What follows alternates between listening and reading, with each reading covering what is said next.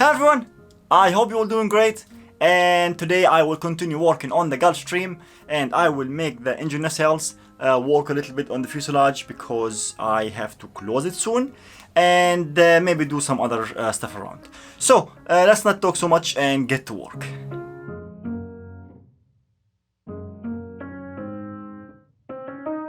So these are the molds for the engine nacelles, and I had to make two molds for the left and for the right one. I thought I could use only one mold for both engines, but it did not work because they are mounted at around 85 degrees, so there must be left and right.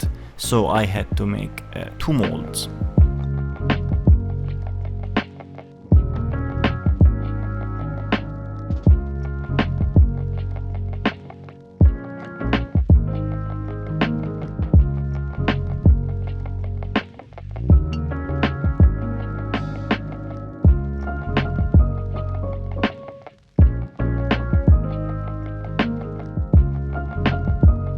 Okay, so I think you guys already familiar with all these steps. I spent hours just sanding and preparing the molds, also at wax and mold release and all these stuff. And here I decided to go with the gel coat first.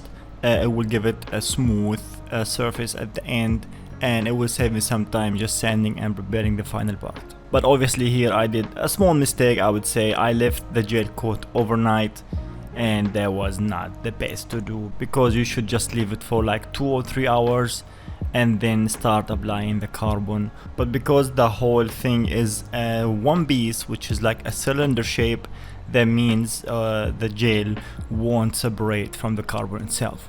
So here I'm using 260 grams per square meter carbon fiber.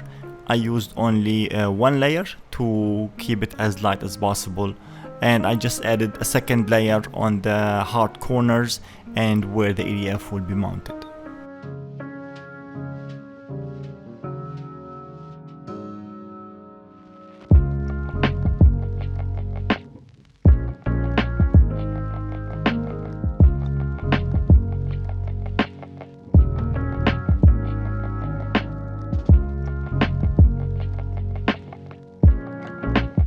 And here I'm using 90 minutes epoxy to have enough time to work and to glue the pieces together.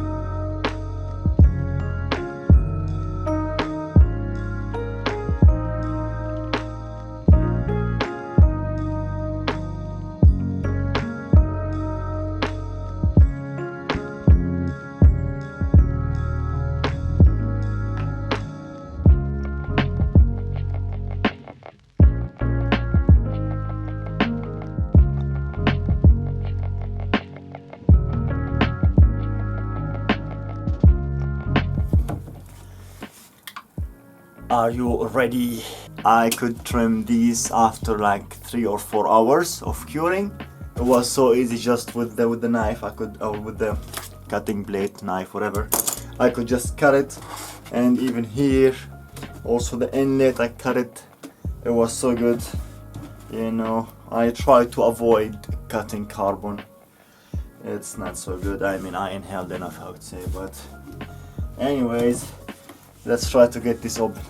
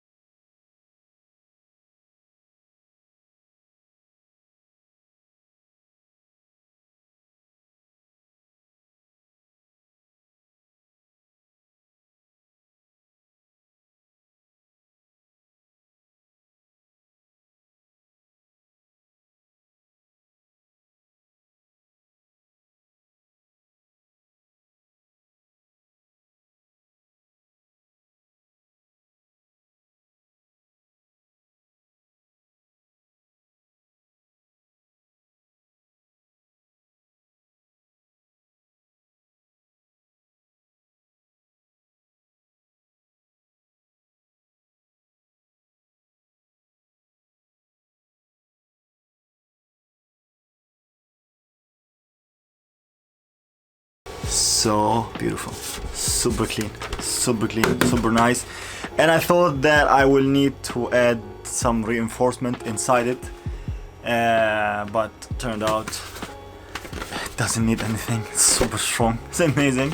So I could just put something in here, or just by gluing it on the fuselage, it will just give it the maximum strength, and it will be more than enough. Just put some wood brackets for the EDF mount and we're done.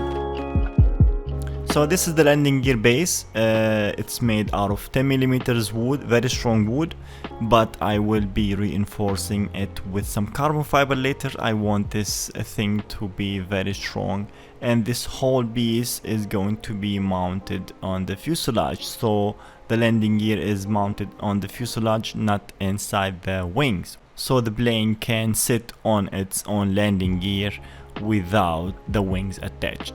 Now the problem with the Gulfstream is the landing gear is really short and they are so close to each other. And I'm trying to make it as scale as possible to the real thing, but the problem is it's really hard to find such short struts that can fit this application. So that means this gear mount has to be modified. And now a short message from this video sponsor, PCBWay. PCBWay is a full-feature custom PCB prototype service with 24 hours express fabrication. For their 6th anniversary, now they are offering up to 50% discount and up to $200 free coupons with every order. Currently, there is also a video competition for you guys to participate and win awesome giveaways and their 6th anniversary gift bag. Go to PCBWay.com to learn more.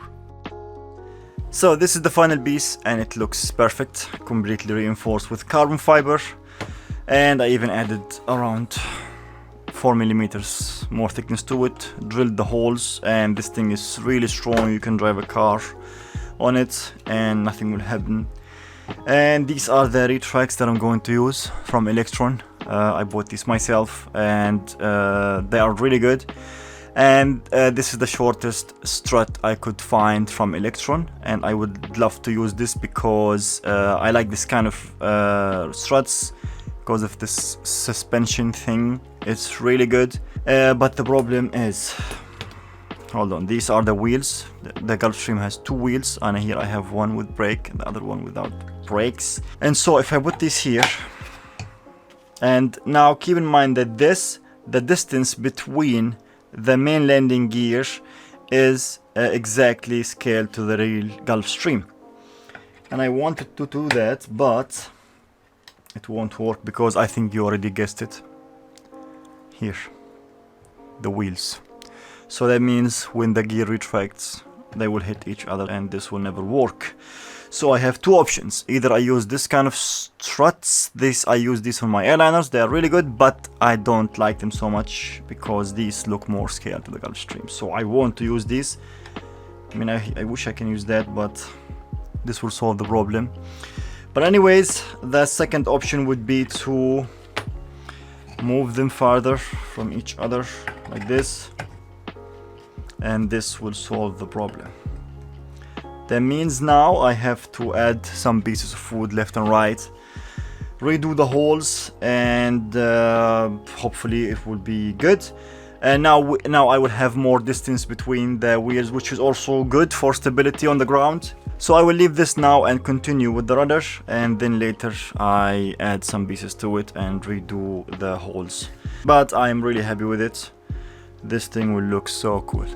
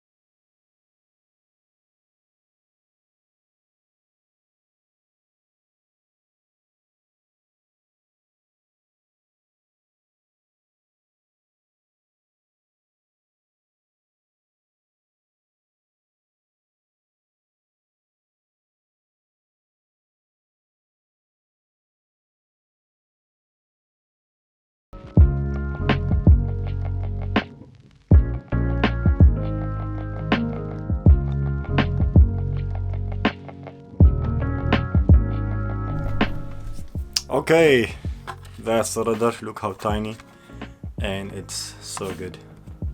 It's perfect. Super strong, super nice. I love this. So happy with that.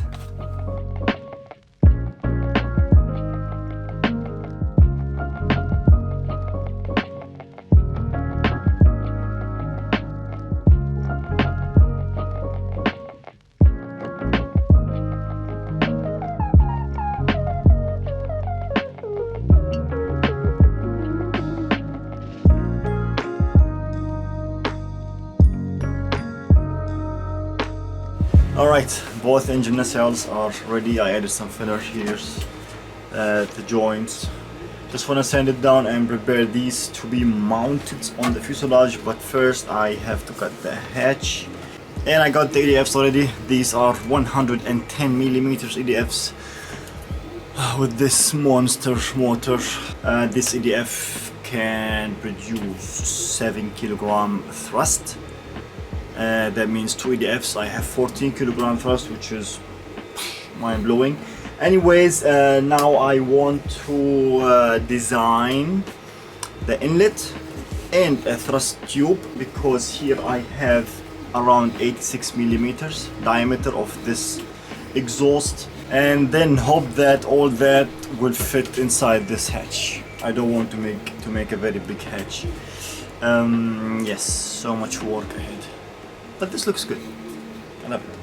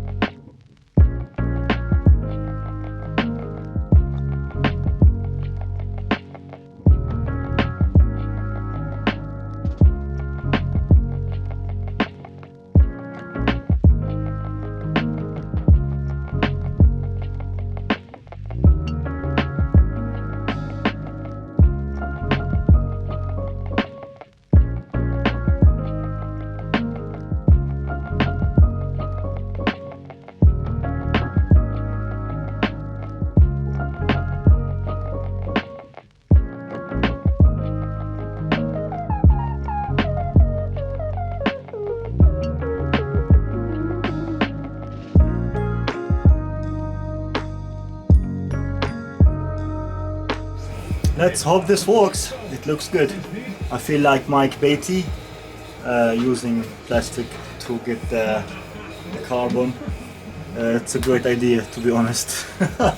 I can just transfer it so smoothly without disturbing the wheels. So cool.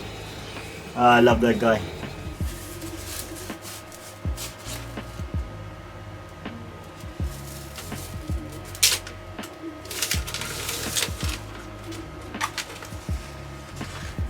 Alright, that was the second attempt and it's perfect.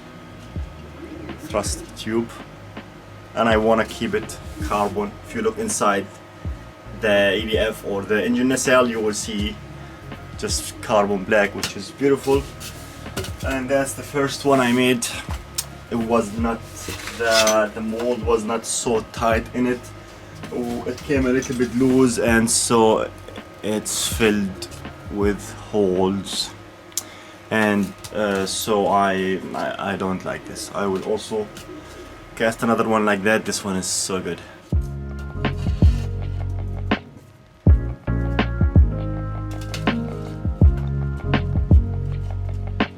So I made this kind of ring. Cannot focus, of course, it's too small. And this slides over the inlet like this and locks the EDF inside. And there will be two rings, also one in here. I don't know if that works. Yes, look. Also that locks the thing from the back. The theory is good. I think it's time to cut the EDF open and hope that I can still slide this inside. So this is the hatch, already cut, very clean. and this will be from the bottom. So that's the top of the engine, that's the bottom, and it goes like this. But I think I have a problem in here. So that is the thrust tube, which I was planning to glue it in the nacelle. Need some more to slide it in. Look how nice. Exactly. I need some adjusting. It's perfect. But this should be glued in here inside. Then there is no space for the ADF to slide in, especially with this humongous motor. I don't know. I cut this for the motor to slide in, and then I can just tape that, and these are for the wires to go out. The spinner here is hitting the inlet when I slide it in, and that's another problem. So I have two solutions. First one is to cut the whole inlet or the whole leading edge like this, and this will go out, and then put it back in after I install the ADF. And with screws, this will add so much weight. I don't want to add weight. I'm trying to remove weight, but it's not working. The second option would be is to make a cut here, and this will allow that to fold in, and so I can, when I install, I can put it, slide it back, so it will go out around 2 centimeters. Then the ADF will slide in, then bring this back on the ADF. But that means I cannot glue this at the back. It has to be loose, but I mean it's tight enough. I think the best option would be to slice this and just fold it in, slide it back, put the ADF and slide this back in the ADF. Hopefully that's a good idea.